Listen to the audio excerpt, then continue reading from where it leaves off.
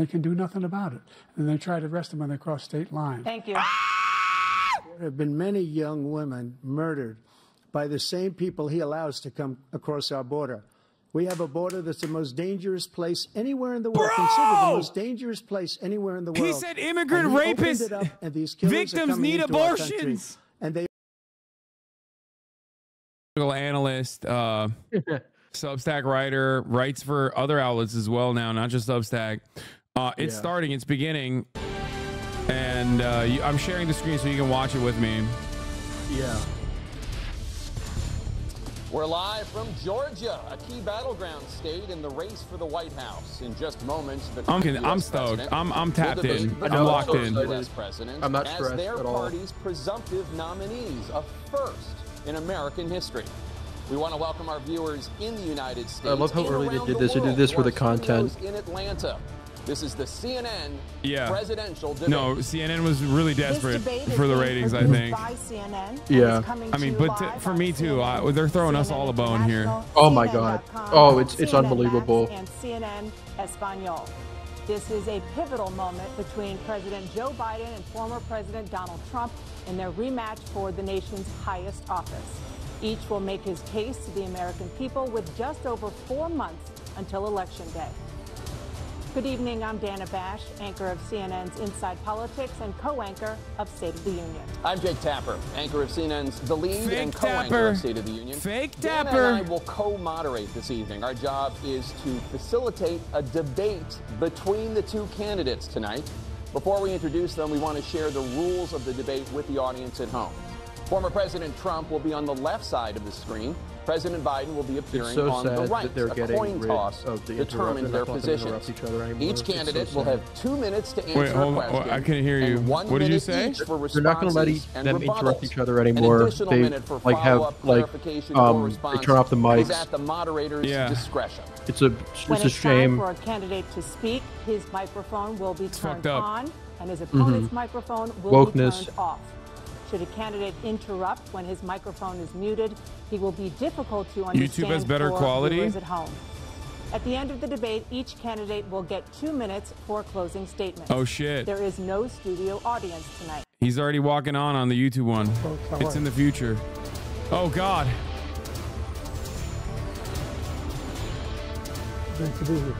Oh no, not the walk.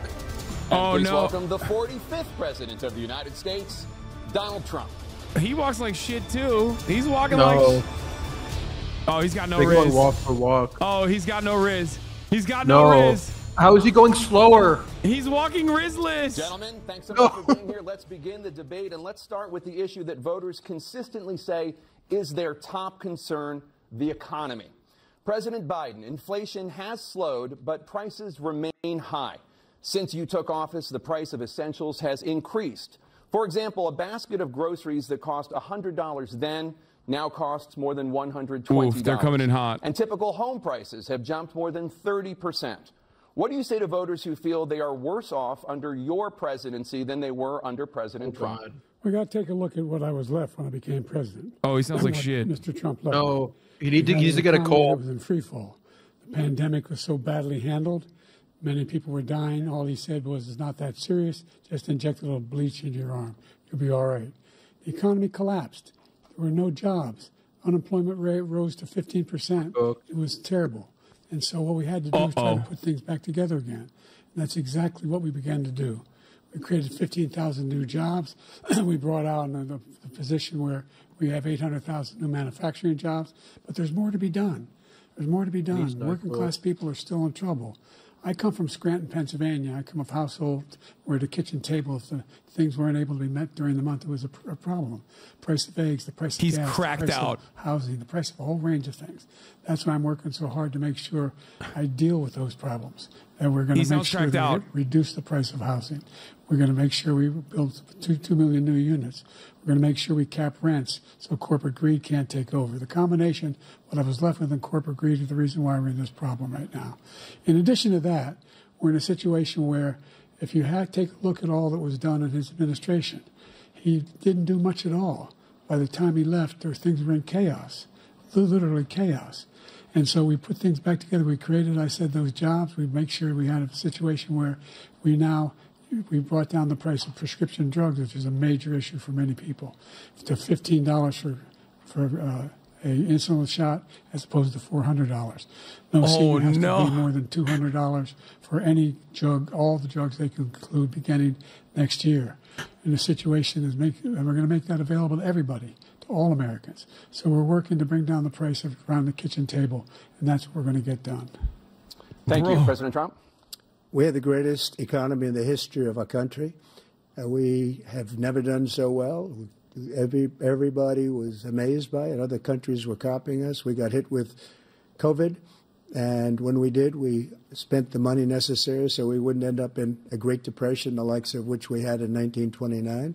By the time we finished, so we did a great job. We got a lot of credit for the economy, a lot of credit for the military, and no wars, and so many other things. Everything was rocking good. But the thing we never got the credit for, and we should have, is getting us out of that COVID mess. He created mandates that was a disaster for our country. But other than that, we had given them back a country where the stock market actually was higher than pre-COVID, and nobody thought that was even possible. The only jobs he created are for illegal immigrants and bounce-back jobs, a bounce-back from the COVID. He has not done a good job. He's done a poor job, and inflation's killing our country. It is absolutely killing us. Thank you. President Biden? Well, look, the greatest economy in the world. He's the only one who thinks that, I think. I don't know anybody else who thinks he had the greatest economy in the world. And, you know, the fact of the matter is that we found ourselves in a situation where his economy, he rewarded the wealthy. He had the largest tax cut in American history, $2 trillion. He raised a deficit larger than any president has in any one term. He's the only president other than Herbert Hoover who's lost more jobs than he had when he began, since Herbert Hoover. The idea that he did something that was significant. And the military, you know, when he was president, they were still killing people in Afghanistan. He didn't do anything about that. When he was president, we were still finding ourselves in a position where you had a notion that we were this safe country. The truth is, I'm the only president this century that doesn't have this decade, that doesn't have any troops dying anywhere in the world like he did. President Trump, I want to follow up if I can. Am I allowed to respond to him? Well, I'm going to ask you a follow-up. You can do whatever you want with the minute that we give you. I want to follow up. You want to impose a 10% tariff on all goods coming into the U.S. How will you ensure that that doesn't drive prices even higher? It's not going to drive them higher. It's just going to cost countries that have been ripping us off for years, like China and many others, in all fairness to China. It's going to just force them to pay us a lot of money, reduce our deficit tremendously, and give us a lot of power for other things. But he made a statement. The only thing he was right about is I gave you the largest tax cut in history. I also gave you the largest regulation cut in history. That's why we had all the jobs. And the jobs went down, and then they bounced back, and he's taking credit for bounce-back jobs. You can't do that. He also said he inherited 9% inflation. No, he inherited almost no inflation, and it stayed that way for 14 months. And then it blew up under his leadership because they spent money like a bunch of people that didn't know what they were doing. And they don't know what they were doing. It was the worst, probably the worst administration in history. There's never been. And as far as Afghanistan is concerned, I was getting out of Afghanistan, but we were getting out with dignity, with strength, with power. He got out. It was the most embarrassing day in the history of our country's life. President Trump, over the last 8 years, under both of your administrations, the national debt soared to record highs. And according to a new nonpartisan analysis, President Trump, your administration approved $8.4 trillion in new debt, while so far, President Biden, you've approved $4.3 trillion in new debt. So, former President Trump, many of the tax cuts that you signed into law are set to expire next year. You want to extend them and go even further, you say. With the U.S. facing trillion-dollar deficits and record debt, why should top earners and corporations pay even less in taxes than they do now? Because the tax cuts spurred the greatest economy that we've ever seen just prior to COVID. And even after COVID, it was so strong that we were able to get through COVID much better than just about any other country. But we spurred, that tax spurred. Now, when we cut the taxes, as an example, the corporate tax was cut down to 21% from 39%, plus beyond that. We took in more revenue with much less tax, and companies were bringing back trillions of dollars back into our country. The country was going like never before, and we were ready to start paying down debt. We were ready to start using the liquid gold right under our feet. the oil and gas right under our feet. We were going to have something that nobody else has had. We got hit with COVID. We did a lot to fix it. I gave him an unbelievable situation with all of the therapeutics and all of the things that we came up with. We gave him something great. Remember, more people died under his administration, even though we had largely fixed it. More people died under his administration than our administration, and we were right in the middle of it, something which a lot of people don't like to talk about. But he had far more people dying in his administration. He did the mandate, which is a disaster, mandating it. The vaccine went out. He did a mandate on the vaccine, which is the thing that people Trump 100% would have done that too about the vaccine. And he did a very poor job, just a very poor job. Trump 100% would have done that. Not only poor there, but throughout the entire world, we're no longer respected as He's the vax king. They don't respect our leadership. He's trying to be smart now. They don't now. respect the United States anymore. We're like a third world nation between weaponization of his election, trying to go after his political opponent, all of the things he's done. We've become like a third world nation, and it's a shame. The damage he's done to our country. And I'd love to ask him, and will, why he allowed millions of people to come in here from prisons, jails, and mental institutions to come into our country and destroy our country. President Trump, we will get to immigration later in this block. President Biden, I want to give you an opportunity to respond to this question about the national debt. He had the largest national debt of any president in a four-year period, number one. Number two, that $2 trillion tax cut benefited the very wealthy. What I'm going to do is fix the tax system. For example, we have 1,000 trillionaires in America. I mean, billionaires in America. Oof. And what's happening? They're in a situation where they, in fact, pay 8.2% in taxes. If they just paid 24%, 25%, either one of those numbers, they'd raise $500 billion, I should say, in a 10-year period. We'd be able to wipe out his debt. We'd be able to help make sure that all those things we need to do, child care, elder care, making sure that we continue to strengthen our health care system, making sure that we're able to make every single solitary person eligible for what I've been able to do with the with the COVID, with dealing with everything we have to do with, look. Oh, no. No, not the side eye. Oh, no. Thank you, President Biden. President Trump?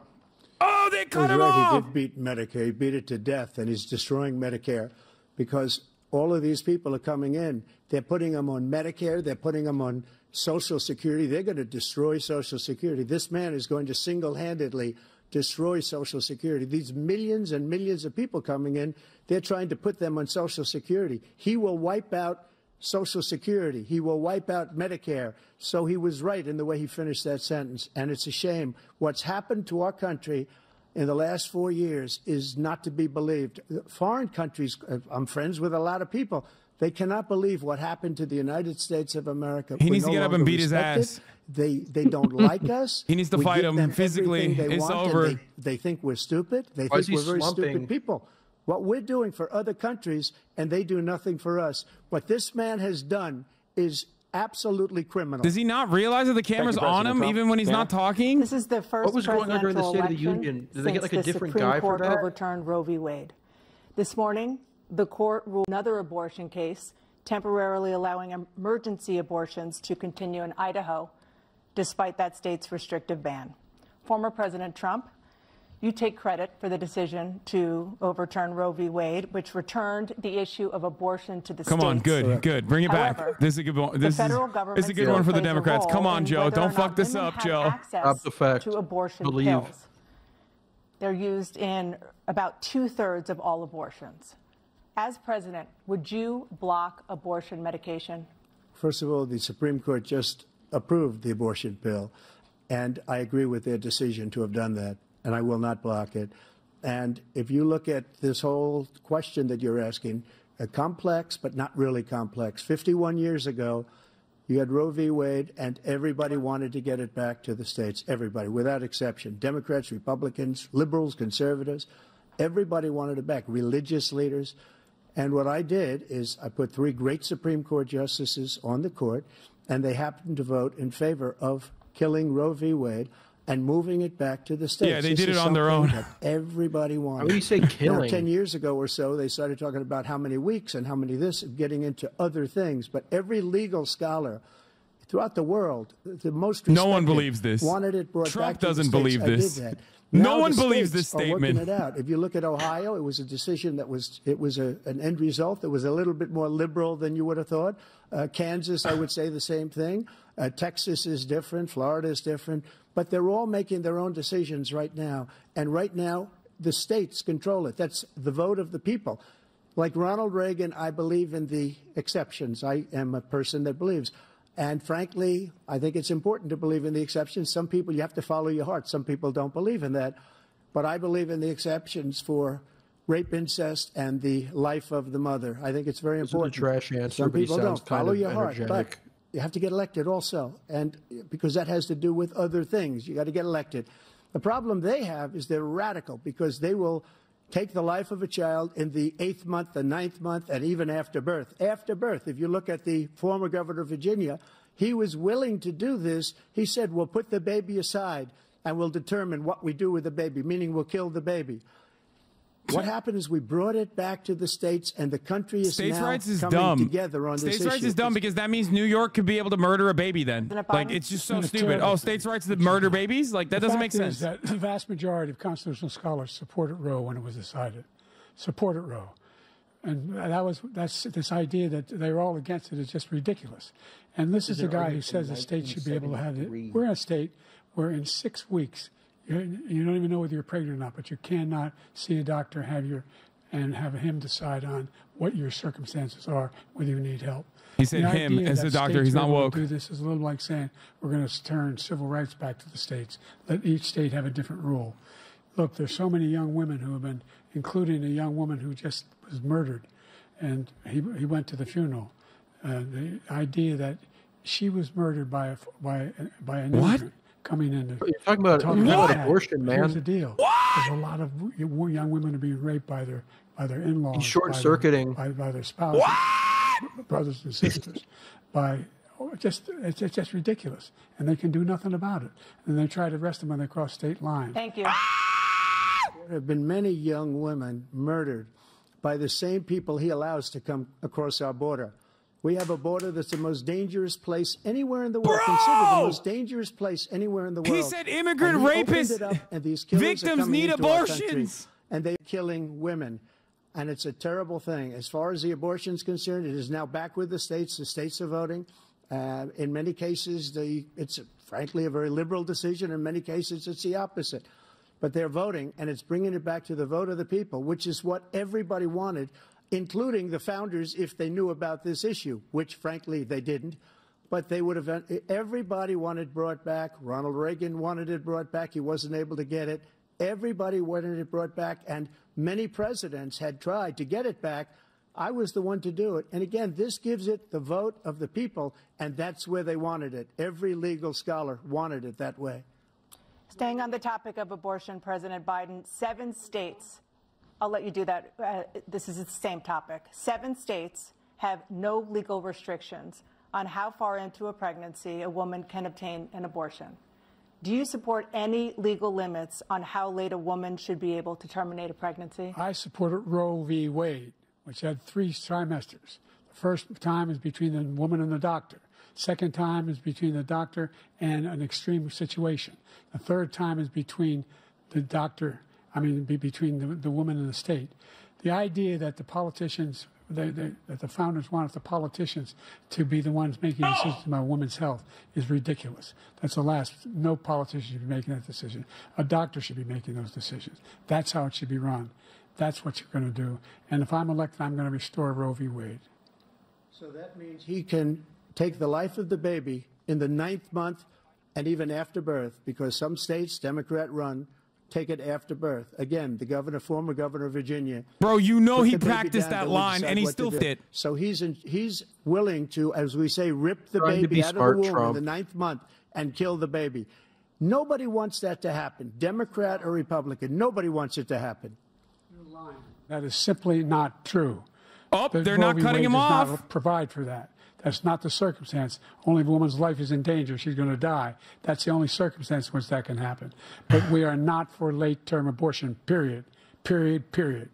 Under Roe v. Wade, you have he finally late-term got abortion. Energetic when he talked about how he won't let people get abortion. You can do whatever you want.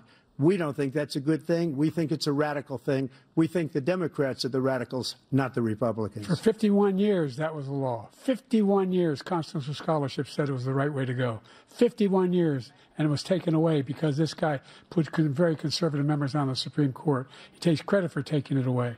What's he going to do? What's he going to do, in fact, if the MAGA Republicans, he gets elected, and the MAGA Republicans control the Congress? He woke up. They pass a universal ban on abortion, period, across the board at 6 weeks or 7 or 8 or 10 weeks, something very, very conservative. Is he going to sign that bill? I'll veto it. He'll sign it. Thank you. Let's turn now to the issue of immigration and border security. President Biden, a record number of migrants have illegally crossed the southern border on your watch. Overwhelming border states and overburdening cities such as New York and Chicago, and in some cases causing real safety and security concerns. Given that, why should voters trust you to solve this crisis? Because we worked very hard to get a bipartisan agreement that not only changed all of that, it made sure that we are in a situation where you had no circumstance where they could come across the border with the number of border police there are now. We significantly increased the number of asylum officers. By the way, the Border Patrol endorsed my position. In addition to that, we found ourselves in a situation where when he was president, he was separating babies from their mothers, putting them in cages, making sure the families were separated. That's not the right way to go.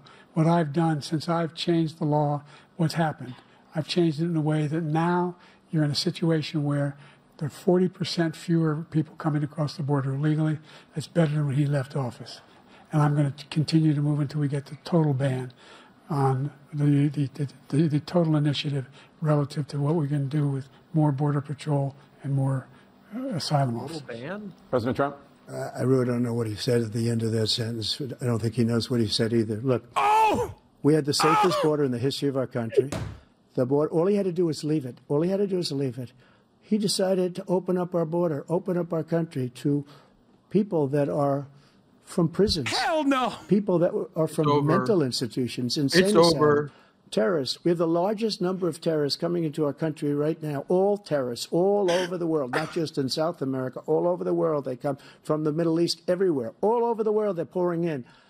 And this guy just left it open. And he didn't need legislation because I didn't have legislation. I said, close the border. We had the safest border in history. In that final couple of months of my presidency, we had, according to Border Patrol, who is great, and by the way, who endorsed me for president, but I won't say that, but they endorsed me for president. But you did. Brandon, just speak to him. But look, Brandon? We had the safest border in history. Now we Brandon? have the worst border in history. There's never been anything like it. And people are dying all over the place, including the people that are coming up in Thank caravans. you, President Trump. President Biden?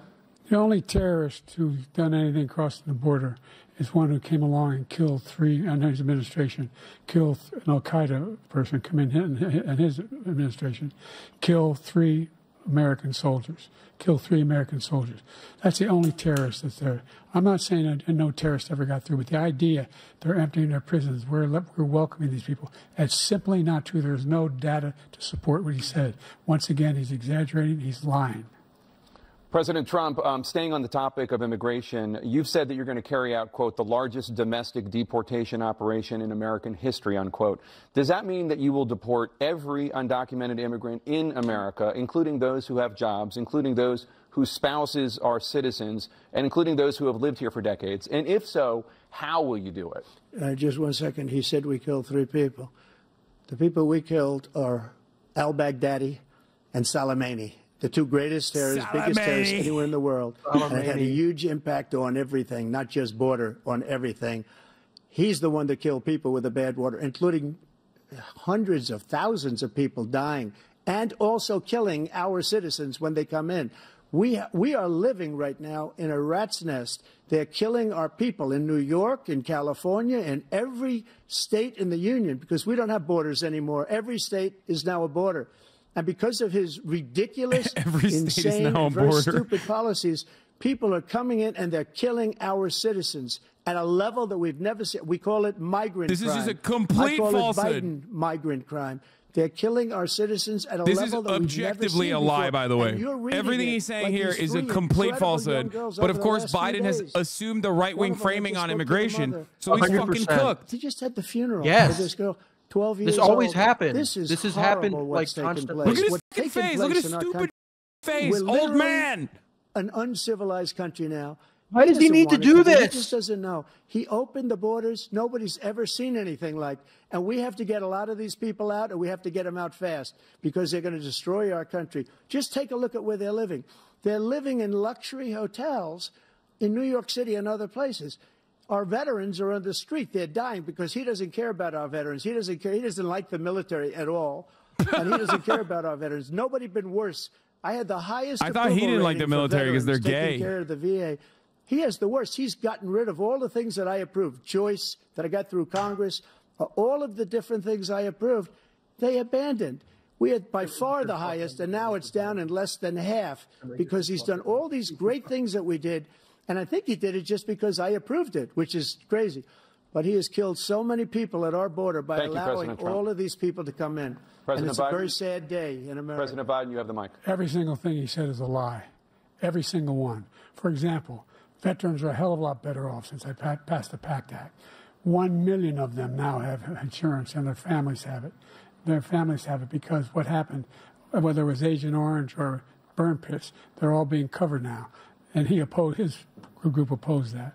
We're also in a situation where we have great respect for veterans. My son spent a year in Iraq, living right next to one of those burn pits, came back with stage 4 glioblastoma. I was recently in France for D-Day, and I spoke all about those heroes that died.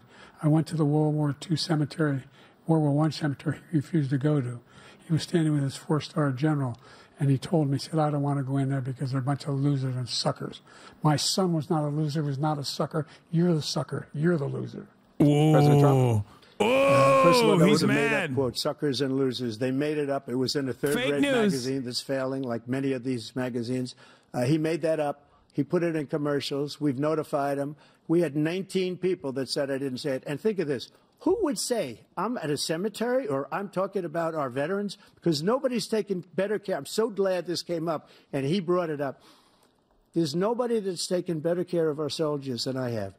To think that I would, in front of generals and others, say suckers and losers. We have 19 people that said it was never said by me. It was made up by him, just like Russia was made up, just like the 51 intelligence agents are made up, just like the new thing with the 16 economists are talking. It's the same thing. 51 intelligence agents said that the laptop was Russia disinformation. It wasn't. That came from his son, Hunter. It wasn't Russia disinformation. He made up the suckers and losers, so he should apologize to me right now. 4-star general standing to your side who was on your staff who said you said it, period. That's number one. And number two, the idea that I have to apologize to you for anything along the line. We've done more for veterans than any president has in American history. And they now are in their family. The only sacred obligation we have as a country is to care for our veterans when they come home and their families and equip them when they go to war. That's what we're doing. That's what the VA is doing now. They're doing more for veterans than ever before in our history. All right. Thank you so much. Let's move to the topic of foreign policy. I want to begin with Russia's war against Ukraine, which is now in its 3rd year.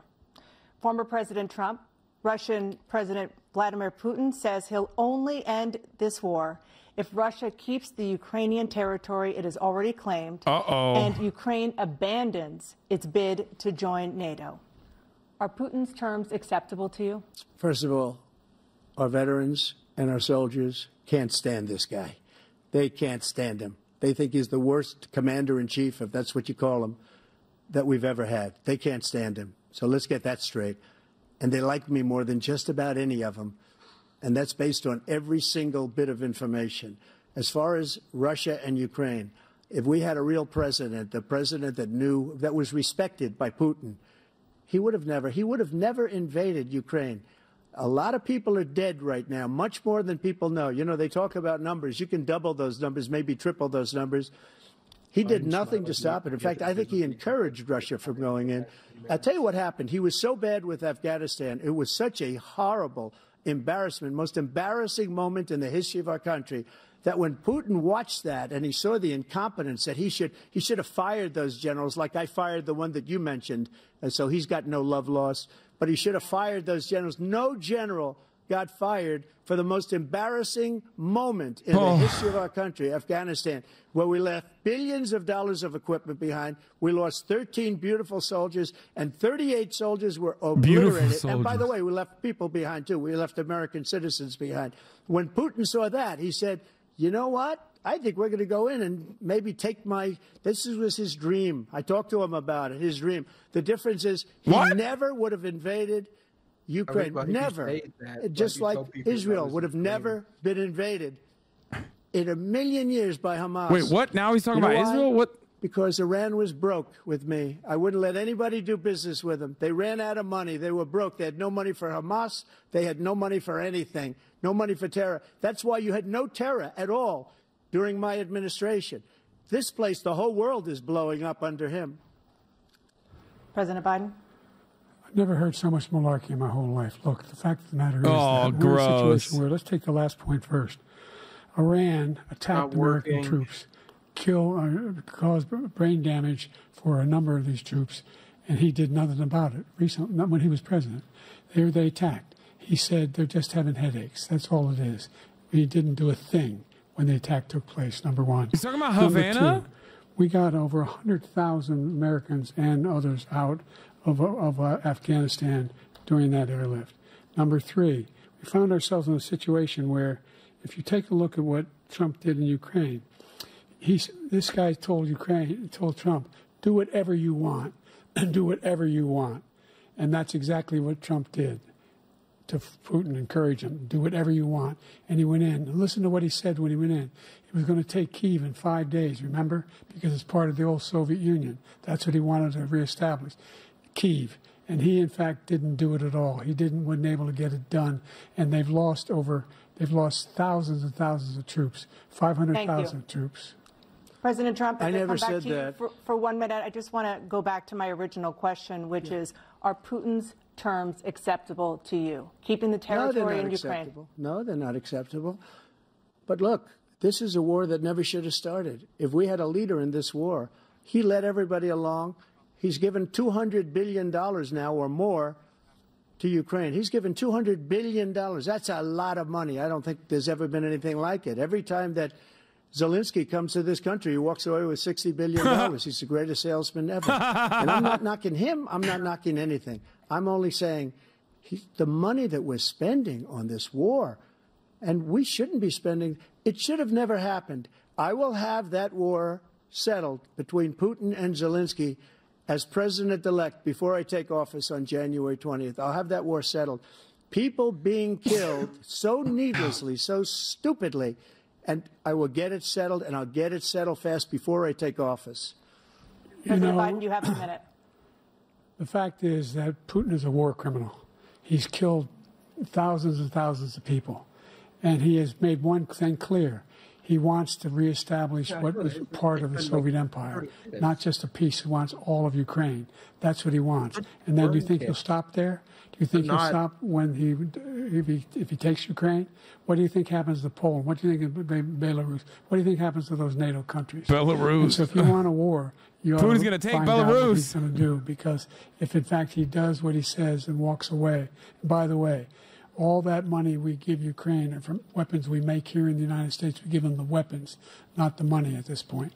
And our NATO allies have produced as much funding for Ukraine as we have. That's why we're strong. Thank you. Moving on to the Middle East. In October, Hamas attacked Israel, killing more than 1,000 Yo, get ready for the dick riding. Get ready for the dick riding. Among those held and thought to still be alive are 5 Americans. Israel's response has killed thousands of Palestinians and created a humanitarian crisis in Gaza. President Biden, you've put forward a proposal to resolve this conflict, but so far Hamas has not released the remaining hostages, and Israel is continuing its military offensive in Gaza. So what additional leverage will you use to get Hamas and Israel to end the war? You have 2 minutes. Number one, everyone from the United Nations Security Council straight through to the G7 to the Israelis and Netanyahu himself have endorsed the plan I put forward, which has 3 stages to it. The first stage is The That's not an answer. You're just repeating the fucking deal that he's saying no to. Ceasefire with additional conditions. The question is, what will you do to pressure him? The end of the war. The only one who wants the war to continue is Hamas. Number one, they're the only ones standing out. We're still pushing hard to get them to accept. In the meantime, what's happened? In Israel, we're finding the only thing I've denied Israel was 2,000-pound bombs. They don't work very well in populated areas. They kill a lot of innocent people. We're providing Israel with all the weapons they need and when they need them. And by the way, I'm the guy that organized the world against Iran when they had a full-blown intercontinental ballistic missile attack on Israel. No one was hurt. No one Israeli was accidentally killed, and it just stopped. We saved Israel. We are the biggest producer of support for Israel of anyone in the world. And so they're two different things. Hamas cannot be allowed to be continued. We continue to send our experts and our intelligence people as to how they can get Hamas like we did bin Laden. You don't have to do it. And by the way, they've been greatly weakened, Hamas, greatly weakened, and they should be. They should be eliminated. But you've got to be careful for using certain weapons among population centers. Just going back to Ukraine for 1 second. We have an ocean separating us. The European nations together have spent $100 billion or maybe more than that, less than us. Why doesn't he call them and say, you got to put up your money like I did with NATO? I got them to put up hundreds of billions of dollars. The Secretary General of NATO said Trump did the most incredible job I've ever seen. They wouldn't have any. They were going out of business. We were spending almost 100% of the money was paid by us. He didn't do that. He's getting all. You got to ask these people to put up the money. We're over $100 billion more spent, and it has a bigger impact on them because of location, because we have an ocean in between.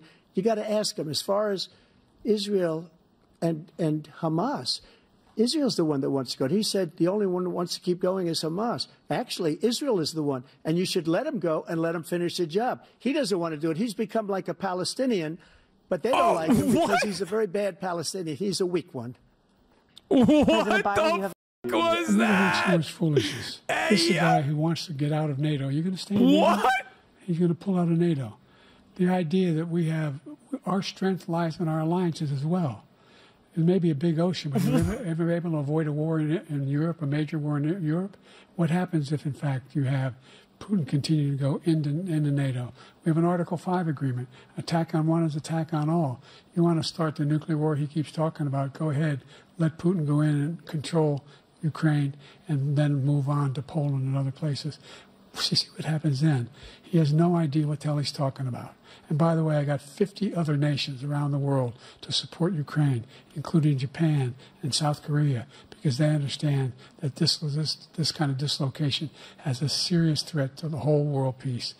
No major war in Europe has ever been able to be contained. This is completely out of control. President Trump, just to follow up, would you support the creation of an independent Palestinian state in order to the region? I'd have to see, but before we do that, the problem we have is that we spend all the money.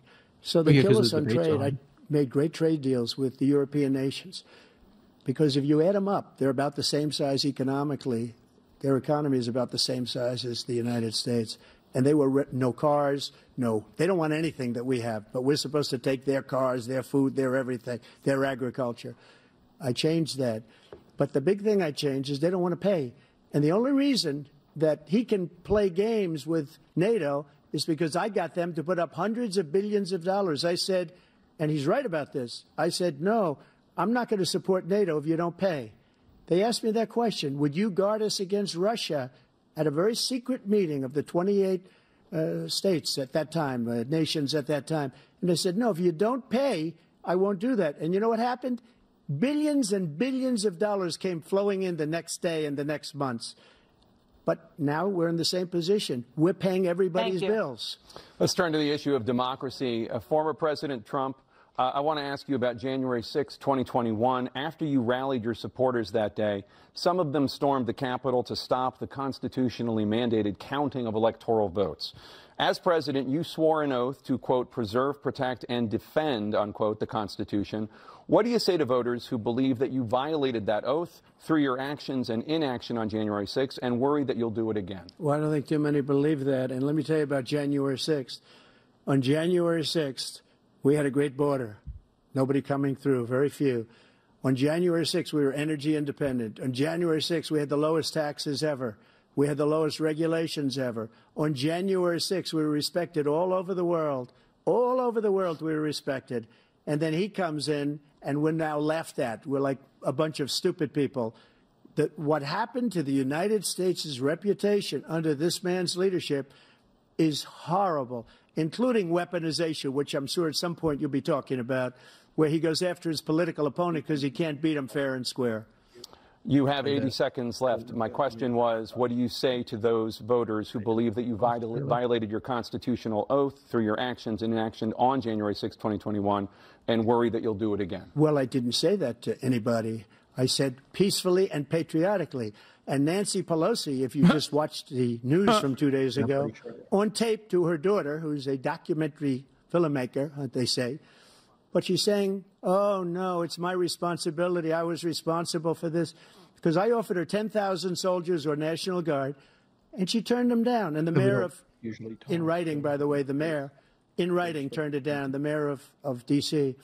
They turned it down. I offered 10,000 because I could see, I had virtually nothing to do. They asked me to go make a speech. I could see what was happening. Everybody was saying they're going to be there on January 6th. They're going to be there. And I said, you know what? There's a lot of people coming. You could feel it. You could feel it, too, and you could feel it. And I said, they ought to have some National Guard or whatever. And I offered it to her. And she now admits that she turned it down. And it was the same day she was, I don't know, she can't be very happy with her daughter because it made her into a liar. She said, I take full responsibility for January 6th. President Biden? Look, he encouraged those folks to go up on Capitol Hill, number one. I sat in the dining room off the Oval Office. He sat there for 3 hours watching, begging, being begged by his vice president and a number of his colleagues on the Republican side as well to do something, to call for a stop, to end it. Instead, they talked about these people being patriots and great patrons of America. In fact, he says he'll now forgive them for what they've done. They've been convicted. He says he wants to commute their sentences and say that no. But he went to every single court in the nation. I don't know how many cases. Scores of cases, including the Supreme Court. And they said, no, this guy is responsible for doing what was done. He did do a damn thing. And these people should be in jail. And they should be the ones who are being held accountable. And he wants to let them all out. And now he says if he loses again, such a whiner that he is, that it could be a bloodbath. Thank you, President Biden. President Trump? What they've done to some people that are so innocent, you ought to be ashamed of yourself. What you have done, how you've destroyed the lives of so many people. When they ripped down Portland, when they ripped down many other cities, you go to Minnesota, Minneapolis, what they've done there with the fires all over the city. If I didn't bring in the National Guard, that city would have been destroyed. When you look at all of they took over big chunks of Seattle. I was all set to bring in the National Guard. They heard that. They saw them coming, and they left immediately. What he said about this whole subject is so off. Peacefully patriotic. One other thing. The Unselect Committee, which is basically two horrible Republicans that are all gone now, out of office, and Democrats, all Democrats, they destroyed and deleted all of the information they found because they found out we were right. We were right. And they deleted and destroyed all of the information. They should go to jail for that. If a Republican did that, they'd go to jail. Thank you, President Trump. President Biden, I want to give you a minute. The only person on this stage is a convicted felon is the man I'm looking at right now. Oh, he said it! And the fact of the matter is, what he's telling you is simply not true. The fact is that there was no effort on his part to stop what was going on up in Wait, what the Capitol Hill. And all those people, every one of those who were convicted, turned over desks, turned them over statues. The idea Pay those up. people are patriots? Come on. When I asked him the first two debates we had first time around, I said, will you denounce the Proud Boys? He said, no, I'll tell them to stand by. The idea he's refusing, will you denounce these guys? Will you denounce the people we're talking about now? Will you denounce the people who attacked that Capitol? What are you going to do? I'm going to give you a minute, President Trump, for a follow-up question I have. After a jury convicted you of 34 felonies last month, you said if reelected, you would, quote, have every right to go after, unquote, your political opponents. You just talked about members of the Select Committee on January 6th going to jail. Your main political opponent is standing on stage with you tonight. Can you clarify exactly what it means about you feeling you have every right to go after your political opponents? Well, I said my retribution is going to be success. We're going to make this country successful again, because right now it's a failing nation. My retribution is going to be success. But when he talks about a convicted felon, his son is a convicted felon at a very high level. His son is convicted, going to be convicted probably numerous other times. Should have been convicted before, but his Justice Department let the statute of limitations lapse on the most important things. But he could be a convicted felon as soon as he gets out of office. Joe could be a convicted felon with all of the things that he's done. He's done horrible things. All of the death hypothetically, the border. He's like, hypothetically, we're all convicted felons, potentially. We're going to want $1 billion, or you change the prosecutor. Otherwise, you're not getting $1 billion. If I ever said that, that's quid pro quo. That we're not going to do anything. We're not going to give you $1 billion unless you change your prosecutor having to do with the son. This man is a criminal. This man, you're lucky. You're lucky. I did nothing wrong. We'd have a system that was rigged and disgusting. I did nothing wrong. Thank you, President Trump. President Biden, you have said, I'm coming right to you, sir. Well, you want to respond? Go ahead. I'll give you a minute to respond. The idea that I did anything wrong relative to what you're talking about is outrageous. It's simply a lie, number one. Number two, the idea that you have a right to seek retribution against any American just because you're president is wrong. It's simply wrong. No president's ever spoken like that before. No president in our history has spoken like that before. Number three, the crimes that you are You can tell his strong elements. Like, you can tell when he's, like, invested. This is one of those things. For typical old man, doesn't give a shit about anything. A whole range of things, of having sex with a porn star on the night while your wife was pregnant. I mean, what are you talking about? You have the morals of an alley cat. What? Sir? I didn't have sex with a porn star, number one. Number two, that was a case that was started and moved. They moved a high-ranking official, a DOJ, into the Manhattan DA's office to start that case. That case is going to be appealed and won. We had a very terrible judge, a horrible judge, Democrat. The prosecutor were all high-ranking Democrats, appointed people, and both the civil and the criminal. He basically went after his political opponent because he thought it was going to damage me. But when the public found out about these cases, because they understand it better than he does, he has no idea what these cases are. But when they found out about these cases, you know what they did? My poll numbers went up, way up. You know that because you're reporting it. And we took in more money in the last 2 weeks than we've ever taken in the history of any campaign. I don't think any campaign has ever taken. Hundreds of millions of dollars came pouring in because the public knows it's a scam, and it's a guy that's after his political opponent because he can't win fair and square. Thank you, President Trump. President Biden, you have said, quote, Donald Trump and his MAGA Republicans are determined to destroy American democracy. Do you believe that the tens of millions of Americans who are likely to vote for President Trump will be voting against American democracy? The more they know about what he's done, yes. The more they know about what he's done. And there's a lot more coming. He's got a lot of cases down the road coming around. You can't rely on that. The courts are pushing it back, dumbass. I don't know what the juries will do, but I do know he has a real problem. And so the fact that, could you ever think you heard any president say that I'm going to seek retribution? Do you ever hear any president say that I thought Hitler had some good ideas?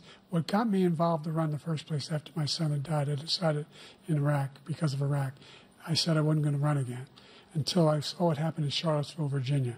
People coming out of the woods carrying swastikas on torches, and singing the same anti-Semitic bile they sang when back in Germany.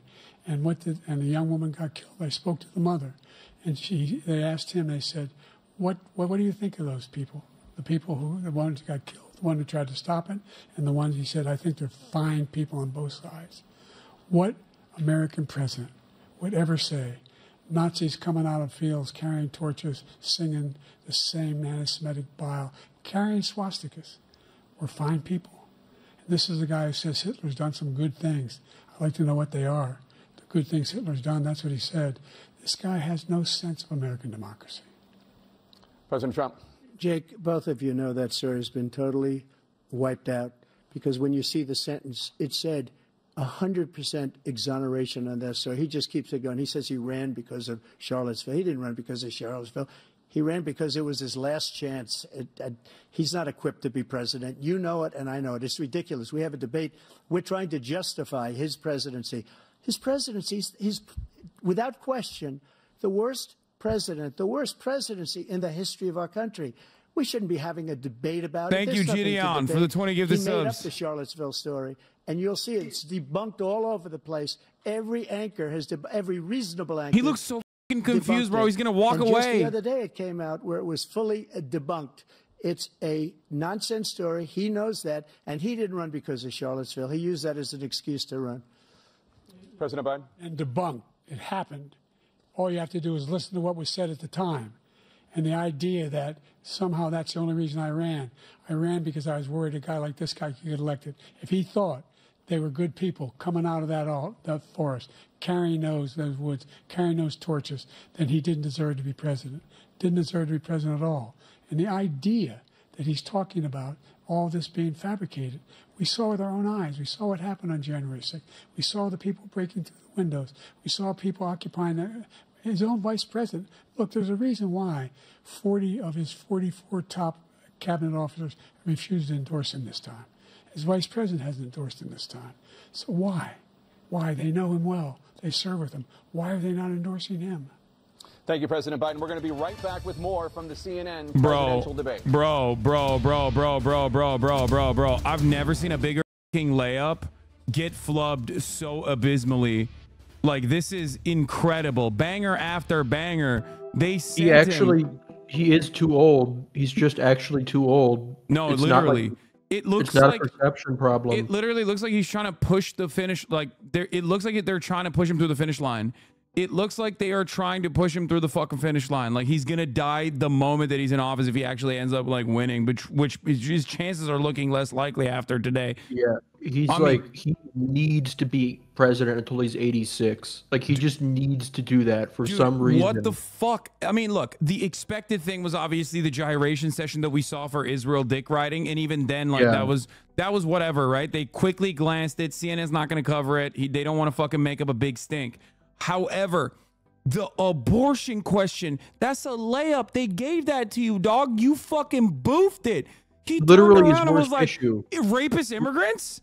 Like, bring up his worst issue of every issue. He has a 20% approval rating on immigration. Abortion is the sole issue that people trust him on. And he turned it into the issue that he's like one of the weakest on, which is so insane. I've never seen such a absolute masterclass in how to fucking genuinely just like flub clear cut alley-oops. Oh my fucking Lord, dude. The only like silver lining for this is that people already thought Biden was like this to begin with, and he was already kind of competitive still. So like it might not change anything. Like people already thought this was what he was like. No, dude, this is not for those people though. This is not for those people. This is for Pennsylvania voters. This is for voters in like Georgia. This is for voters in. These are for like the 20% that's still like, oh, I don't really like either candidate. I don't know what the fuck's going on. Like, you know, that's the reason why it's so early. The reason why they did this so early was because the Biden team thought if Biden can perform, right, low expectations, and Biden performs, and then Trump says like a bunch of crazy nonsense, right, then like those voters will be reminded of how chaotic Donald Trump was. And there is no way that you can fucking hack job this into a manageable situation for Biden that like makes Trump look worse and Biden look better, because every fucking frame side by side, he's looking like a doddering old fool looking in the other direction. It's so fucking bad. Staring into space. Yeah, and obviously the massive moment of the debate is like when he flubbed it, when he just went and then just like stopped himself. Every moment. I mean, it's just like the split screen is absolutely cooking him because I don't think he's aware that he's on camera all the time. And when he's on camera all the time, he just looks like he's like gazing off and seeing fucking the Grim Reaper in the other side of the goddamn room. You know what I mean? Does he still believe this pre-debate take? New article on Debate Tomorrow. While conservatives may not want to admit it. I was trying to be conservative here. I thought that well, it doesn't matter how bad Biden does. People already think he's like terrible. He's totally out of it. So like that's going to be a wash. But like it's to make Trump look bad, you kind of have to like apply some pressure onto him. Yeah. And Biden's just not doing that at all. Honestly, it makes me kind of like appreciate like kind of bring back Hillary a little bit because like she won that first debate in 2016. She like did a good job then. Like, God, it's actually fucking crazy. It's actually fucking crazy. It is like there are so many instances where like they're throwing Biden layups. They're like obviously tough on him too, to a certain degree with like the expected issues, like, you know, inflation, things like that, immigration. But like, it's just, it's back. Oh, right. Hillary did win that debate. It happened. She went up in the polls. It was real. I don't care, Chet. 5 times the rate of white Americans. What do you say to black voters who are disappointed that you haven't made more progress? They acknowledge they made a lot of progress, number one. The fact of the matter is there's more small black businesses that have been started than any time in history. Number two, the wages of black unemployment is a long, long time. Number three, we're trying to provide housing for black Americans and dealing with the segregation that exists among these corporate Come on. collude to keep people out of their houses. And in addition to that, we find that the impact on the choice that black families have to make relative to child care is incredibly difficult. When we did the first major piece of legislation in the past, I was able to reduce black child care costs. I cut them in half. We got to make sure we provide for child care costs. We got to make sure, because when you provide those child care protections, you increase economic growth because more people can be in the job market. So there's more to be done, considerably more to be done. But we've done a great deal so far, and I'm not letting up, and they know it. You have 49 seconds left.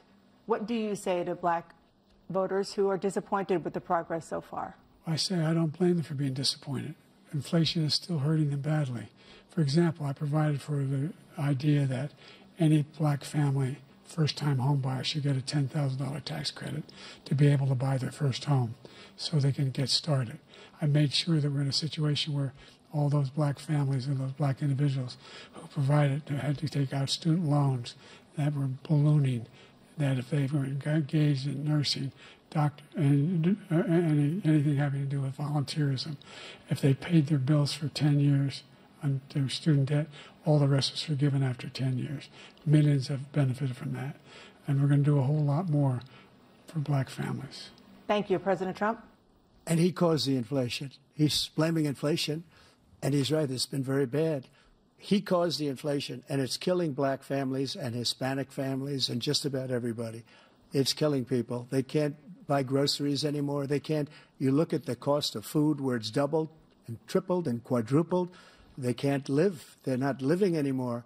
He caused this inflation. I gave him a country with essentially no inflation. It was perfect. It was so good. All he had to do is leave it alone. He destroyed it with his Green New Scam and all this money that's being thrown out the window. He caused inflation.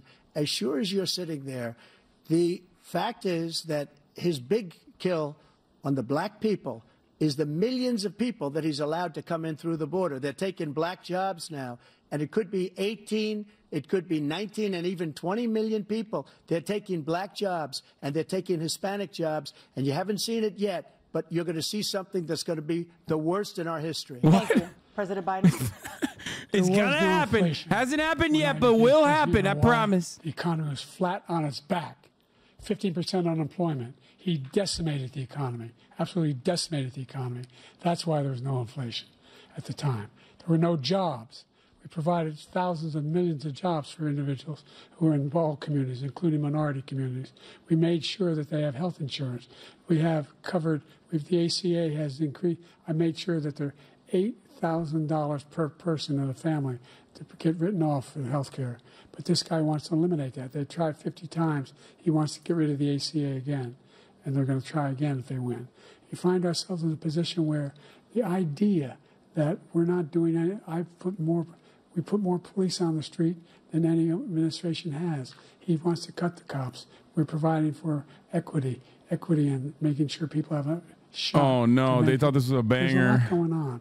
But in inflation, he caused it by his tremendous malfeasance in the way he handled the pandemic. Thank you. Another persistent challenge is the climate crisis.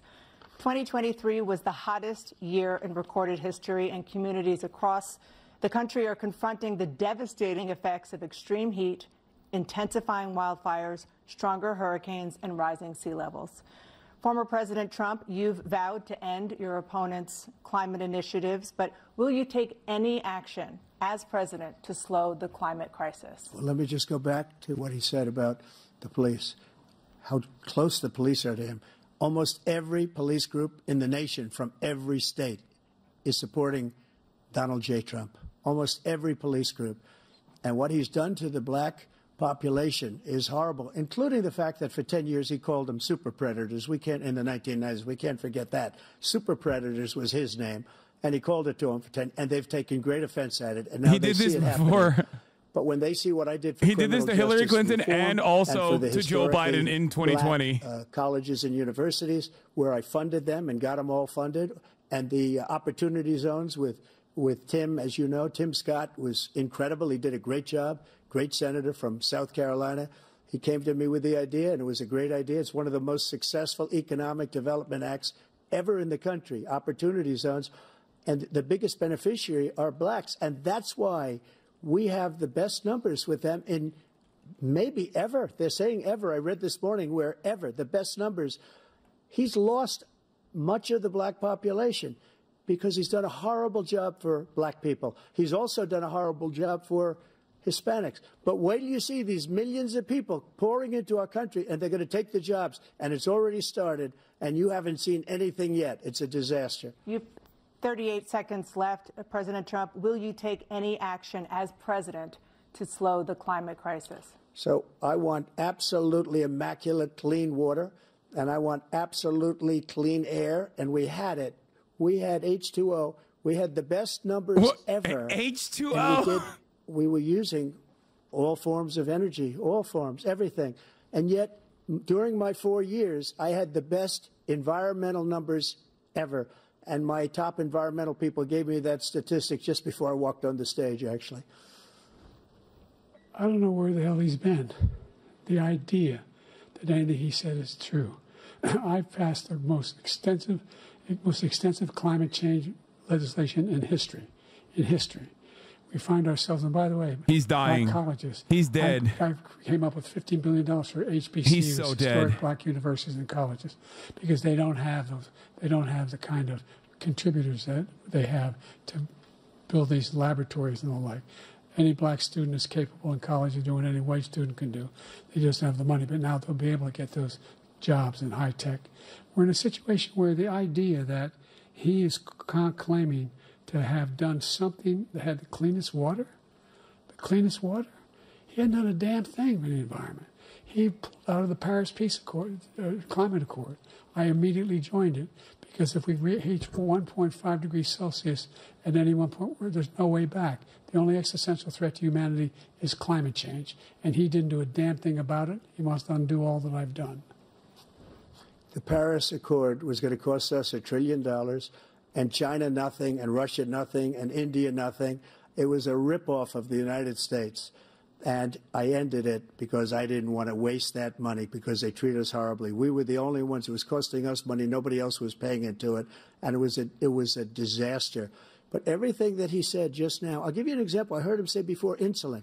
I'm the one that got the insulin down for the seniors. I took care of the seniors. What he's doing is destroying all of our medical programs because the migrants coming in, they want everybody. And look, I have the biggest heart on the stage, I guarantee you that.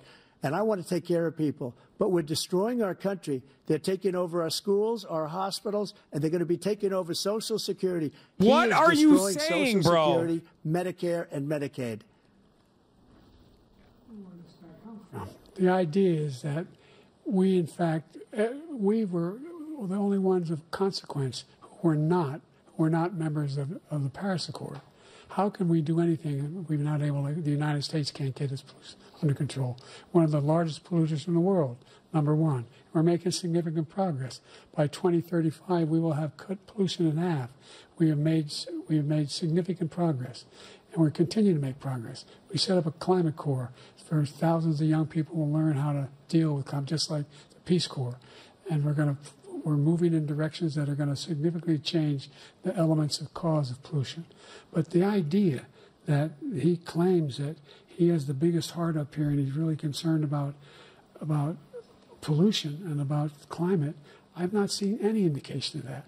And by the way, with regard to prescription drugs, one company agreed that they would reduce the price to $35, which I was calling for, one, voluntarily. I made sure every company in the world, every pharmaceutical company, cannot have to pay. Thank you. And by the way, so every day, millions of Americans struggle just to make ends meet. For many older Americans, Social Security provides a critical lifeline. President Biden, if nothing is done to Social Security, seniors will see their benefits cut in just over 10 years. Will you name tonight one specific step that you're willing to take to keep Social Security solvent? yes, make the very wealthy begin to pay their fair share. Right now, everybody making under $170,000 Come on, this is good. pays 6% of their Good income policy talk. as a Raise the paycheck. cap. Raise the Every cap. single time they get a paycheck is the time the first one they get when they're 18 years old. He's gonna give The a Twitch idea Prime that to they're every not- Social I'm Security not recipient, proposing that. so they don't see the Everybody 3-minute ad break at the top of the hour. The millionaires pay 1%. Twitch Prime is free, 1%. folks. So no one after Ad break incoming. not raise the cost of Social Security for anybody under $400,000. After that, I began to make the wealthy begin to pay their fair share by increasing from 1% beyond to be able to guarantee the program for life. So you still have 82 seconds left. Are there any other measures that you think that would be able to help keep Social Security solvent, or is that one enough? Well, no, that one enough will keep it solvent, but the biggest thing I'll do if we defeat This was good. man, This was a good answer. because he wants to get I rid wish of he Social did this Security. more. He thinks there's plenty to cut in Social Security. He's wanting to cut Social Security and Medicare both times.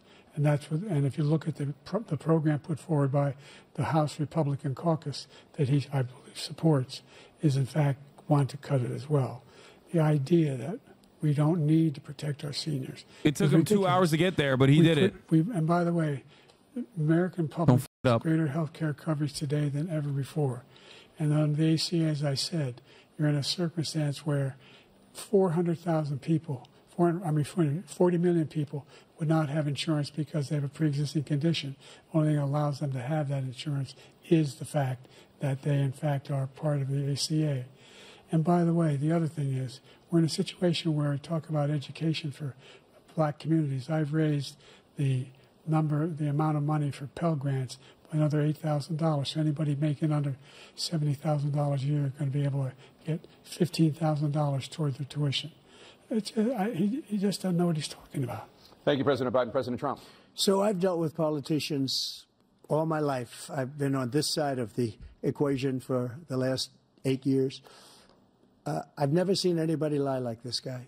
He lies. I've never seen it. He can look you in the face. About so many other things, too. And we mentioned the laptop. We mentioned Russia, Ukraine. Everything he does is a lie. It's misinformation and disinformation. The losers and suckers story that he made up is a total lie on the military. It's a disgrace. But Social Security, he's destroying it, because millions of people are pouring into our country, and they're putting them onto Social Security. They're putting them onto Medicare, Medicaid. They're putting them in our hospitals. They're taking the place of our citizens. What they're doing to the VA, to our veterans, is unbelievable. Our veterans are living in the street, and these people are living in luxury hotels. He doesn't know what he's doing, and it's really coming back. I've never seen such anger in our country before. President Biden. The idea that veterans are not being taken care of, I told you before. And by the way, when I said suckers and losers, he said... This motherfucker doesn't give a shit about veterans, by the way. It's so fucking frustrating. That general got fired because he's the one that acknowledged that that's what he said. He was the one standing with Trump when he said it. That general, bro. Shut up about the general. Address the fucking immigrant situation, please. All these millions and millions, the way he talks about it, illegal aliens are coming into the country and taking away our jobs. There's a reason why we have the fastest growing economy in the world, the reason why we have the most successful economy in the world. We're doing better than any other nation in the world. And by the way, those 15 Nobel laureates he talked about being phony, those 15 Nobel laureates, economists, they all said that if Trump is reelected, we're likely to have a recession and inflation is going to increasingly go up. And by the way, worst president in history, 159 presidential scholars voted him the worst president in the history of the United States of America. President Biden, thank you so much. Let's turn to the cost of child care, which many American families struggle to afford. President Trump, both you and President Biden have tried to address this issue, but the average cost of child care in this country has risen to more than $11,000. Trump speaks, lowers volume. Yeah, okay, dude. Yeah, I'm really biased here. For 2 children is more. That's why I spend most of the time shitting on Biden, what would you dumbass. do to make child care more affordable? They both suck. Stupid. The general got fired because he was no good. And if he said that, that's why he made it up. But we have 19 people that said I didn't say it, and they're very highly respected, much more so than him. The other thing is, he doesn't fire people. He never fired people. I've never seen him fire anybody. I did fire a lot. I fired Comey because he was no good. I fired a lot of the top people at the FBI, drained the swamp. They were no good. Not easy to fire people. You'd pay a price for it, but they were no good. I inherited these people. I didn't put him there. I didn't put Comey there. He was no good. I fired him. This guy hasn't fired anybody. He never fires. He should have fired every military man that was involved with that the Afghanistan horror show, the most embarrassing moment in the history of our country. He didn't fire. Did you fire anybody? Did you fire anybody that's on the border that's allowed us to have the worst border in the history of the world? Did anybody get fired for allowing 18 million people, many from prisons? He's right. You should have fired the entire CBP and also Greg Abbott. Did you fire anybody that allowed our country to be destroyed? Joe, our country is being destroyed as you and I sit up here and waste a lot of time on this debate. This shouldn't be a debate. He is the worst president. He just said about me because I said it. But look, he's the worst president in the history of our country. He's destroyed our country. Now, all of a sudden, he's trying to get a little tough on the border. He came out with a nothing deal, and it reduced it a little bit, like this much. It's insignificant. He wants open borders. He wants our country to either be destroyed or he wants to pick up those people as voters.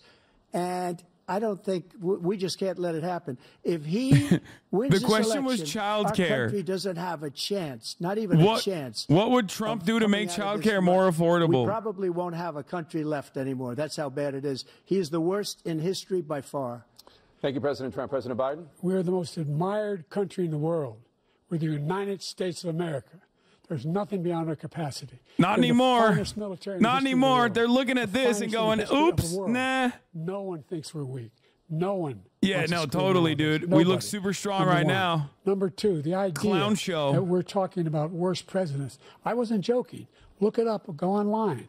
159 or 58, don't hold me the exact number, presidential historians. Bro, that's not. Had meetings who cares? Who's the worst president in American history? One through best to worst. They said he was the worst in all of American history. That's a fact. That's not conjecture. He can argue they're wrong, but that's what they voted. Bro, why is he so coherent when talking about historians, presidential scholars, but not about abortion? I'm going to fucking die. Significantly increase the child care tax credit. We should significantly increase the availability of women and men or single parents to be able to go back to work. And we should encourage businesses to have. Thank you, President Biden. President Trump, the question was about what would you do to make child care more affordable, if you want to take your minute. Just so you understand, we have polling, we have other things that they rate him the worst because what he's done is so bad. And they rate me, I'll show you, I will show you, and they rate me one of the best, okay? And if I'm given another 4 years, I will be the best. I think I'll be the best. Nobody's ever created an economy like us. Nobody ever cut taxes like us. He's the only one I know. He wants to raise your taxes by 4 times. He wants to raise everybody's taxes by 4 times. He wants the Trump tax cuts to expire, so everybody, including the 2 of you, are going to pay 4 to 5 times. Nobody ever heard of this including the 2 of you. All my life, I'd grow up and I'd see politicians talking about cutting taxes. When we cut taxes, as I said, we did more business. Apple and all these companies, they were bringing money back into our country. The worst president in history by far, and everybody knows it. President Biden? Look, the fact of the matter is that he's dead wrong about, he's increased the tariff, he will increase the taxes on middle-class people. I said I'd never raise a tax on anybody making less than $400,000. I didn't. But this tariff is 10% tariffs. Everything coming in the country, you know what the economists say? Bro, That's you want to cost do the average tariffs. American $2,500 a year more because they're going to have to pay the difference in food and all the things that we're importing. Number 2, he's in a situation where he talks about how he has not raised, he's somehow helped the middle class. The middle class have been devastated by you. Now you want a new tax cut of $5 trillion over the next 10 years, which is going to fundamentally bankrupt the country. You had the largest deficit of any president in American history, number 1.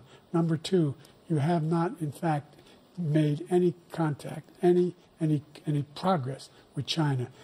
We are the lowest trade deficit with China since 2010. Thank you, President Biden. You lost Thank you, President Biden. Let's discuss an epidemic impacting millions of Americans that both of you have made a top priority in your first term. TikTok. The opioid crisis. And for both of you, the woke number mind of virus. overdose deaths in this country has gone up. Under your term, it went up. Under your term, it has gone up.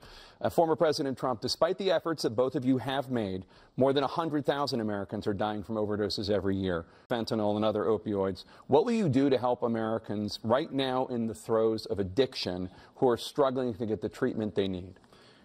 To finish up, we now have the largest deficit in the history of our country under this guy. We have the largest deficit with China. He gets paid by China. He's a Manchurian candidate. He gets money from China. So I think he's afraid to deal with them or something.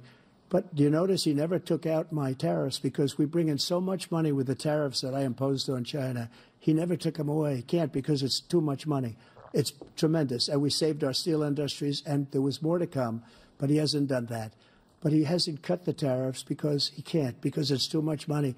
But he's got the largest deficit in the history of our country, and he's got the worst situation with China. China's going to own us if you keep allowing them to do what they're doing to us as a country. They are killing us as a country, Joe, and you can't let that happen. You're destroying our country. So, President Trump, you have 67 seconds left. The question was, what are you going to do to help Americans in the throes of addiction right now who are struggling to get the treatment they need? Jake, we were doing very well at addiction until the COVID came along. We had the 2.5, almost 3 years of, like nobody's ever had before, any country, in every way. And then we had to get tough. And it was the drugs pouring across the border it started to increase. We got great equipment. We bought the certain dog that's the most incredible thing that you've ever seen, the way they can spot it. We did a lot. What? And we were getting very low numbers, very, very low numbers. Then he came along. The numbers, have you seen the numbers now? It's not only the 18 million people that I believe is even low because the gotaways, they don't even talk about gotaways. But the numbers of the amount of drugs and human trafficking in women coming across our border, the worst thing I've ever seen, at numbers that nobody's ever seen under him because the border's so bad.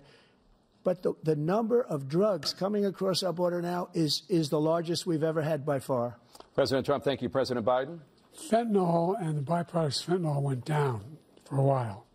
And I wanted to make sure we use the machinery that can detect fentanyl, these big machines that roll over everything that comes across the border. And it costs a lot of money. That was part of this deal we put together. Bro, this motherfucker thinks everything is because of immigrants, by the way. Trump. More be able to detect drugs, more numbers of agents, more numbers of all the people at the border. And when we had that deal done, he called his Republican colleagues, said, don't do it. It's going to hurt me politically. No, he never argued it's not a good bill. It's a really good bill.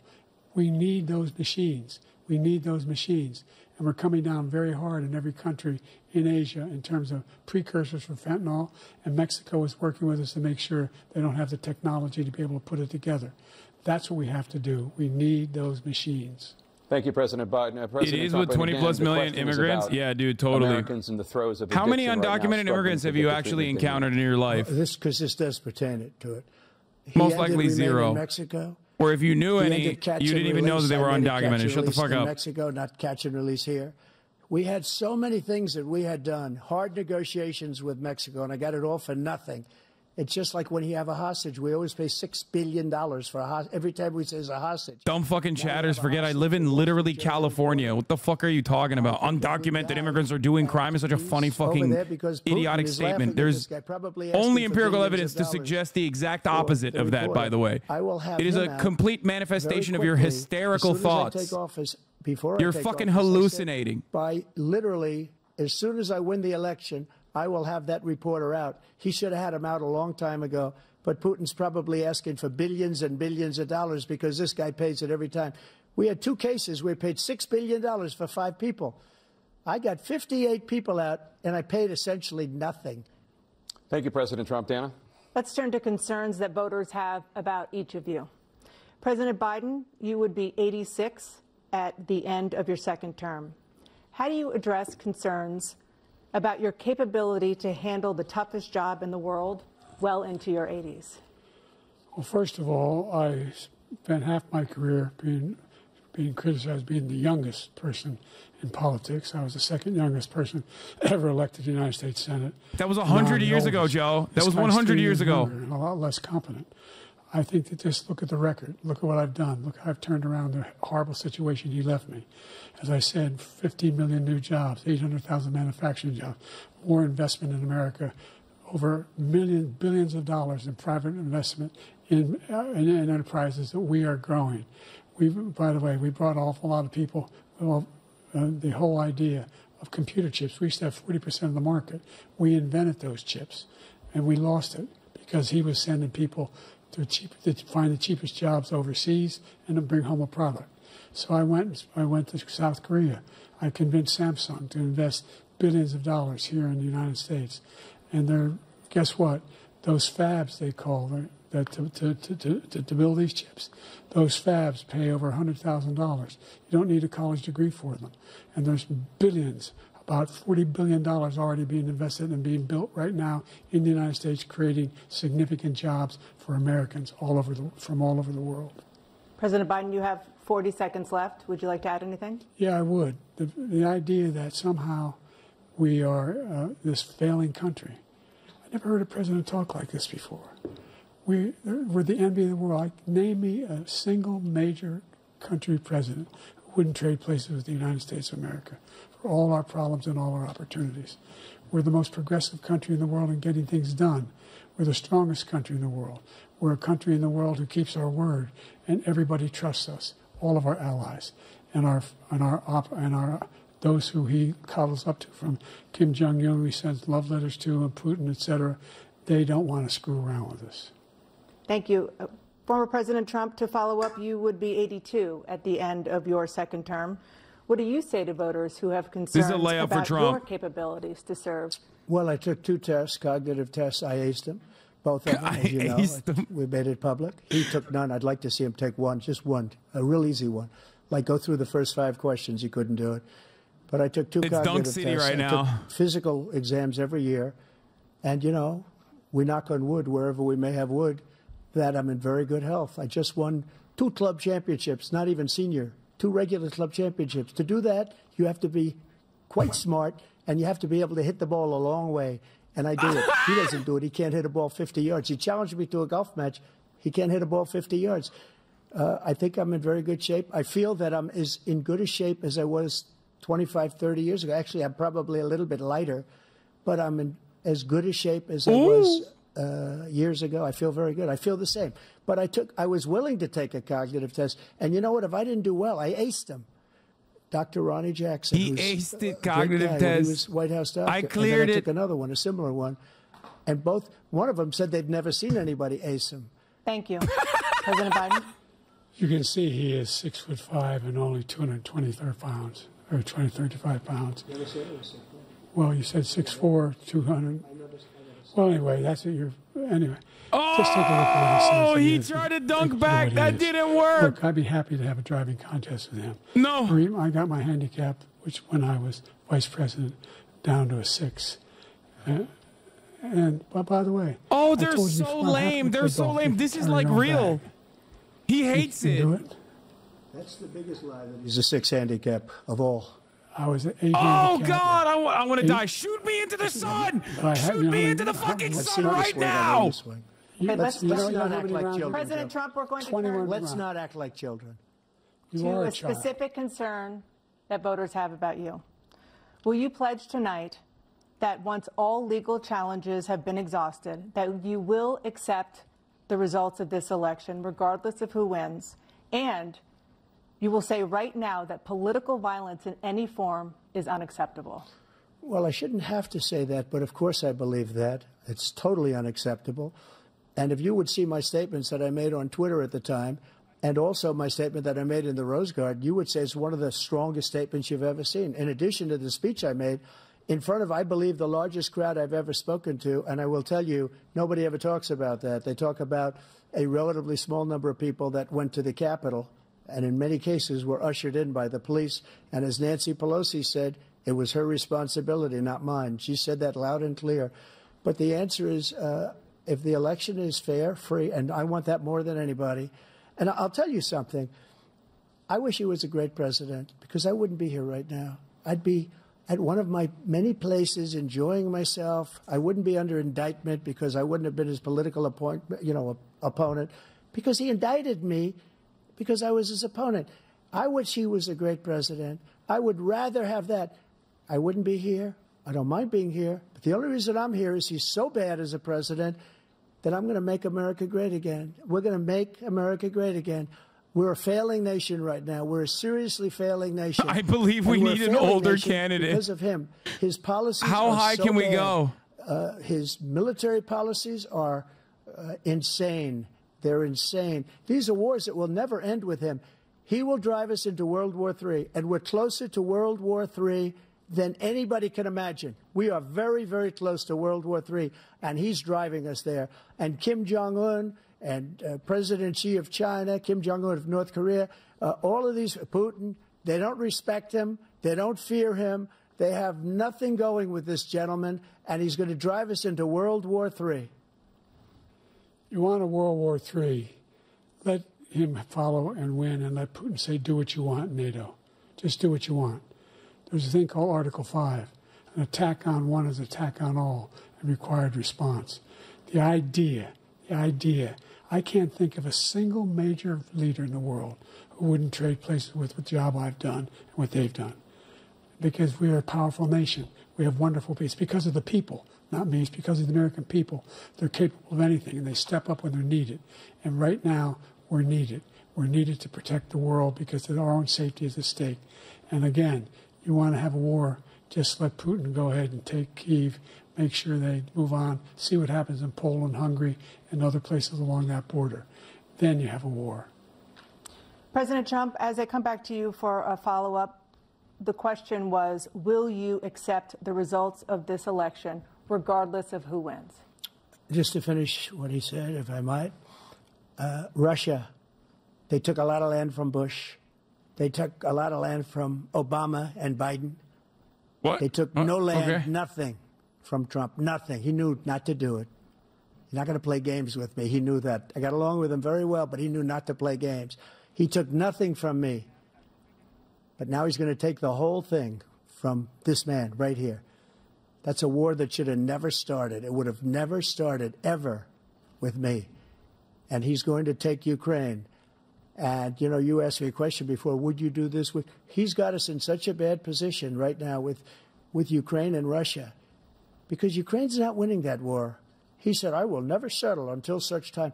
They're running out of people. They're running out of soldiers. They've lost so many people. It's so sad. They've lost so many people, and they've lost those gorgeous cities with the golden domes that are 1,000 years old, all because of him and stupid decisions. Russia would have never attacked. President Trump, the question was, will you accept the results of the election, regardless of who wins? Yes or no, please. If it's a fair and legal and good election, absolutely. I would have much rather accepted these, but the fraud and everything else was ridiculous. And if you want, we'll have a news conference on it in a week, or we'll have another one of these in a week. But I will absolutely, there's nothing I'd rather do. It would be much easier for me to do that than I'm running again. I wasn't really going to run until I saw the horrible job he did. He's destroying our country. I would until he realized he's going to jail. Be someplace else, in a nice location someplace. And again, no indictments, no political opponent stuff, because it's the only way he thinks he can. Unfortunately, it's driven up my numbers and driven them up to a very high level because the people understand it. Well, let's see what your numbers are when this election is over. Let's see. You're a whiner. When you lost the first time, you continued, you appealed and appealed to courts all across the country. Not one single court in America said any of your claims had any merit, state or local, none. But you continue to provoke this lie about somehow there's all this misrepresentation, all this stealing. There is no evidence of that at all. And I tell you what, I doubt whether you'll accept it because you're such a whiner. The idea if you lose again, you accepting anything, you can't stand the loss. Something snapped in you when you lost the last time. We'll be right back with more from the CNN presidential debate, live from Georgia. Bro, that was crazy. Biden fat shamed him. Oh yeah, I mean that was he tried. The problem is he fucking tried and he failed because he flubbed it when he's like, "You're 6'5", 200," and like that was insane, brother. That was actually a reference to such an obscure thing. It was like about how like he like said his weight when he got put in for like the conviction in Georgia was 215, which is like funny, but I haven't thought about that in like a year. Yeah, I mean there's a lot of bangers in there. Like the Alley Cat one was such a banger that they fucking laid that up and tweeted it alongside, you know, like how Kamala released their fucking merch drop. Yeah. In the primaries, like way back in the day. It's just like, dude. When they pre-planned that. Yeah, it was. They were like, oh god. Yeah, just like they pre-planned the fucking drink, where, like as though they were popping off. You know what I mean? As though Biden was gonna really show up tonight. I'm telling you right now. Here's a tweet from Kevin Barron. Okay, Christoph, Ed Luce, Ron Fournier, Nick Christoph, seeing lots of columnists, veteran White House reporters, prominent liberals calling for Biden to drop out before the debate is halfway over and give someone else a chance. Remarkable. It took them this fucking long for them to come up with what like 60% of Americans had seen. Now, what? I wrote an article about how like he was a risky pick in April of 2023. Dude, even like, you know who also surprisingly was saying this, by the way? Until it was far too late, like all the way until it was far too late and he shut the fuck up about it. Motherfucking David Axelrod. Like, even he was on CNN being like, yeah, we probably shouldn't do this, but what do I know? What the fuck do I know? That just pissed Biden off, and because Biden is like beyond like being old and like incompetent and whatever, he's just a complete just like child about this type of stuff. He hates all the Obama people. Like he thinks that they all tried to like end his career like to help Hillary. And so to be fair, they did tell him not to run, and like we do know that was an error because like if he had run back then, he would have won. So I think he just like kept that resentment going, and he never stopped. He never stopped with that resentment. And he's like a Nixonian figure. Yeah, and now we're stuck. Now we're just perma stuck in this situation, and holy shit, dude, this is so bad. Trump is, you know, doing regular old Trump stuff, which might be unappealing, I think, because he's starting to like let loose a little bit. He was significantly more quote unquote presidential in the first half, and he's just like now he's just like memeing beyond. Like if he kept it to light jabs every now and then, like he was doing in the first half of the session of the debate, if you can call it that, he would have looked a lot better. He just keeps planting the immigrants are responsible for everything thing into basically every fucking conversation. They'll be like, what about the opiates? Immigrants are bringing opiates. But what about child tax credits? Immigrants are eating the children, and that's why we will not have any tax credits for children. There's no what about child poverty? Immigrants are you know, bringing in children that are poor. Like he just everything's an immigrant. Yeah, he does not fuck around about being racist. He does not play. Yeah, and they're also doing the classic thing. Oh, wait, it's starting again. Oh, This has got to be like the final words, I suspect. I have to pee real quick. Their closing statements as predetermined by a coin toss. We're going to begin with you, President Biden. You have 2 minutes. I gotta pee. We've made significant progress from the debacle that was left by President Trump in his last term.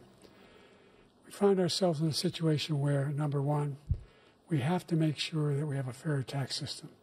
I ask anyone out there in the audience, or anyone out watching this debate, do you think the tax system is fair?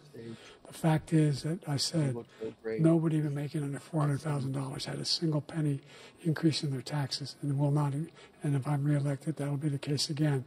But this guy has increased your taxes because of the deficit. Number one, he's increased inflation because of the debacle he left after the way he handled the pandemic. And he finds himself in a position where he now wants to tax you more by putting a 10% tariff on everything that comes into the United States of America. What I did, when, for example, he wants to get rid of the ability of Medicare for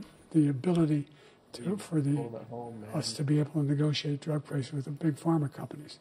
Well, guess what? We got it down to $35 for insulin instead of $400. No more than $2,000 for every senior, no matter how much prescription they need. You know what that did? That reduced the federal debt by $160 billion over 10 years. Is he fucking up? Because the government doesn't have to pay the exorbitant prices. I'm going to make that available to every senior all along. It's happening now, and everybody in America. He wants to get rid of that. I'm going to make sure that we have child care. We're going to significantly increase the credits people have for child care. I'm going to make sure we do something about what we're doing on lead pipes and all the things that are causing health problems for people across the country. We're going to continue to fight to bring down inflation and give people a break. Thank you, President Biden. President Trump, you now have 2 minutes for your closing statement. Like so many politicians, this man is just a complainer. He said, we want to do this, we want to do that, we want to get rid of this tax, that tax. But he doesn't do anything. All he does is make our country unsafe by allowing millions and millions of people to pour in. Our military doesn't respect him. We look like fools in Afghanistan. We didn't stop Israel. It was such a horrible thing that would have never happened. It should have never happened. Iran was broke. Anybody that did business with Iran, including China, they couldn't do business with the United States. They all passed. Iran was broke. They had no money for Hamas or Hezbollah, for terror, no money whatsoever. Again, Ukraine should have never happened. He talks about all this stuff, but he didn't do it. For 3.5 years, we're living in hell. We have the Palestinians and we have everybody else rioting all over the place. You talk about Charlottesville. This is 100 times Charlottesville, 1,000 times. The whole country is exploding because of you, because they don't respect you, and they have to respect their president, and they don't respect you throughout the world. What we did was incredible. We rebuilt the military. We got the largest tax regulation cut in history. The reason he's got jobs is because I cut the regulations that gave jobs, but he's putting a lot of those regulations back on. All of the things that we've done, nobody's never seen anything like. Even from a medical standpoint, right to try, where we can try space-age materials instead of going to Asia or going to Europe and trying to get when you're terminally ill. Now you can go and you can get something. You sign a document. They've been trying to get it for 42 years.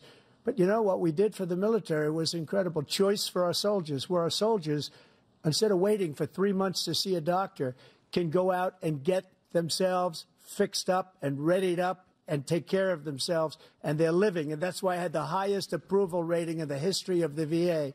So all of these things, we're in a failing nation, but it's not going to be failing anymore. We're going to make it great again. Thank you, former President Trump, President Biden. Stay with us because we have full analysis of this debate. Anderson Cooper and Aaron Burnett starts now on CNN. What a nightmare, dude. Wow. Oh. What a fucking nightmare. What an absolute nightmare. Okay. That was It's Jover. I mean, it is Jover, right? Can we say that? Is Jover? What are they I doing? don't know. I mean, he could still win the Electoral College even if he loses the popular vote. But, like, God, that was not good. That was not good at all. I mean, if you want to, like, have a silver lining here, it's that everybody already thinks he's just completely fucking out of it, and this only just, like, confirms that. But, like, Trump didn't really get caught up on any of his bad issues. He was completely unable to press any of, like, the things, like, even like abortion or January. Look at Joe Biden trying to walk away. You see that? Oh God.